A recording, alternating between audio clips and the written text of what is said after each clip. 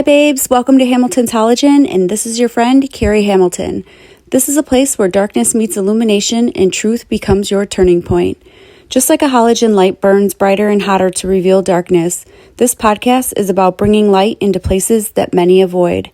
If you've ever felt lost in the dark, this space is for you. It's time to stop surviving and start shining.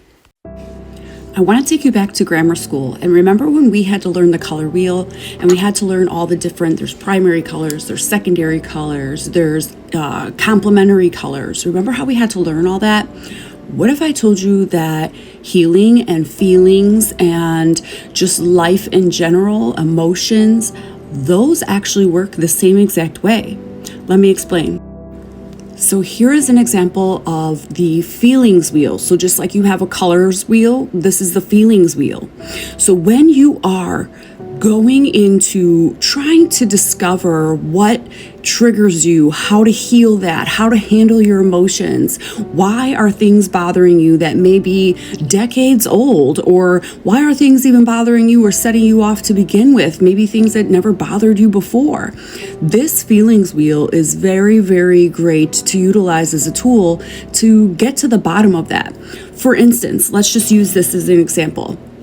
When you have hate or you have anger, the opposite, or as I would say, the complementary feeling of that is fear.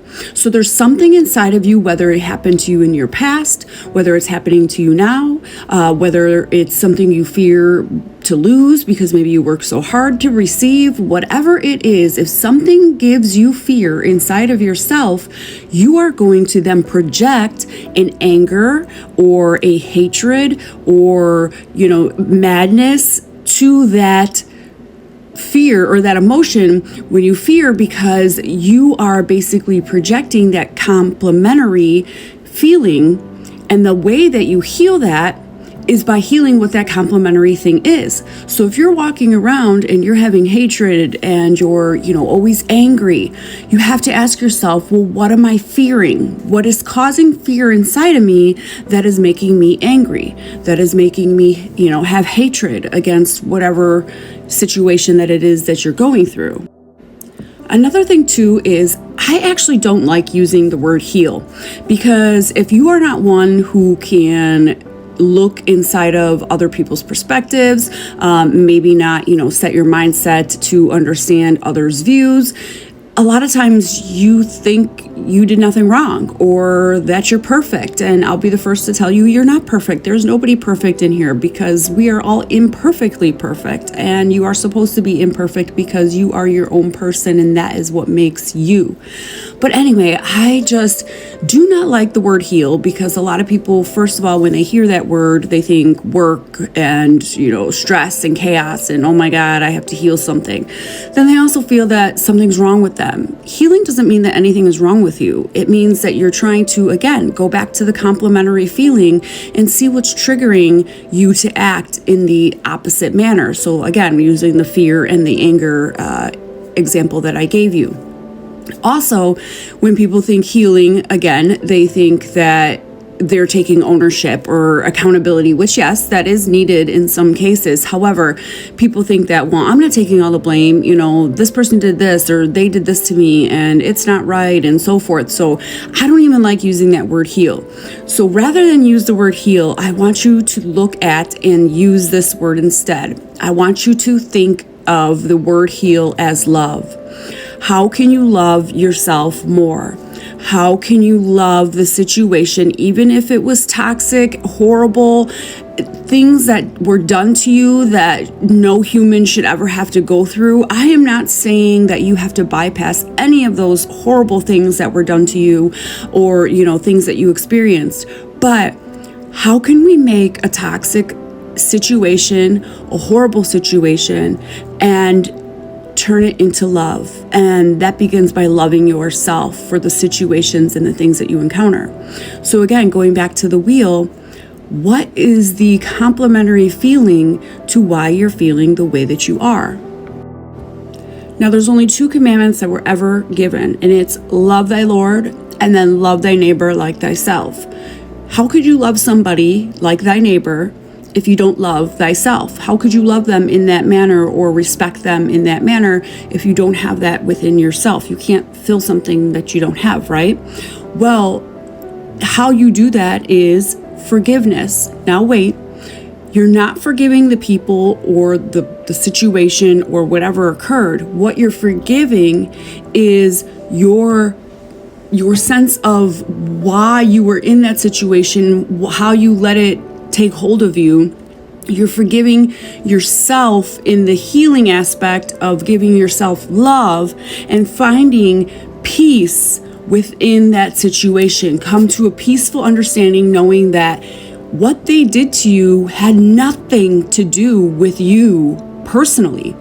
It was a complementary feeling to something that was within them. So again, if they're fearing something and then here they hurt you or they placed hatred against you, it was something inside of them causing the fear for them to act that way towards you. So that's what you're forgiving. You're forgiving the fact that they do not have knowledge, nor are they anywhere near the loving aspect of themselves to be able to understand that you can't act in hatred because of the fear that you have inside of you. So what you are doing is you're finding in your heart and you're forgiving yourself for allowing their unfortunate feelings and situations to become part of you, and you're giving yourself peace, and you're acknowledging that you no longer have to hold that baggage of their feelings, and you no longer have to let that be a part of you, and you cannot go any longer taking the broken pieces of somebody else and cutting yourself for them and trying to find peace through that. It is now your time to find that complementary feeling, address that situation, find peace within your heart, and allow them to carry on with the pieces of their issues and their feelings and the pain that they have themselves. It is not your job to heal them, or as I said today, we're going to use the word love. It is not your job to love them, but it is your job to love and heal yourself.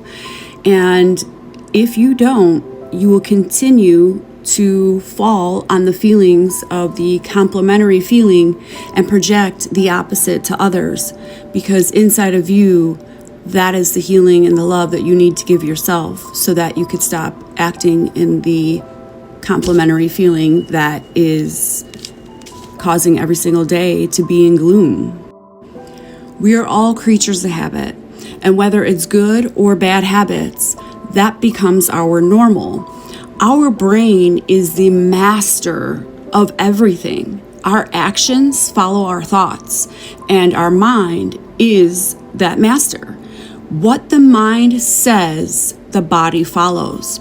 So if you constantly put yourself in situations that are toxic and catastrophic and cause your body and your mind to constantly be in survival mode, trying to go through whatever toxic situation that you're in, your mind and your body are now feeling that is the normal, but it's anything but normal. Your experiences, your environments, drugs, whether it's street drugs or pharmaceutical drugs, alcohol, cigarettes, caffeine, all of these things affect the mind. Our mind is made up of all different kinds of chemicals: serotonin, dopamine, oxytocin, adrenaline. I could go on and on and on. When you are in heightened situations, toxic situations, and you're constantly being, in that survival mode, you're constantly having to defend yourself and so forth, your brain is releasing so much cortisol, which also causes inflammation throughout your whole entire body. This is why you have to find that complementary feeling to what your day-to-day is and start withdrawing yourself from that feeling and those situations and environments so that you can become healthy again. Matthew 12:15 says, Jesus withdrew from that place. Many followed him, and he healed all of their sick. It's time for you to withdraw from the situations that are causing you to be sick so that you could begin to heal. And healing is loved. And I will tell you this, you are so incredibly loved. The seeds of your thoughts are what you plant inside of your body, inside of your garden, to bloom.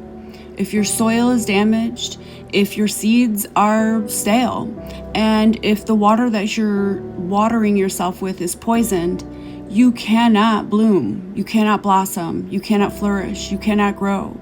And abundance does not and will never blossom through abandonment. This is why it's time that you love thyself so that you can love thy neighbor, and it begins with love from thy Lord.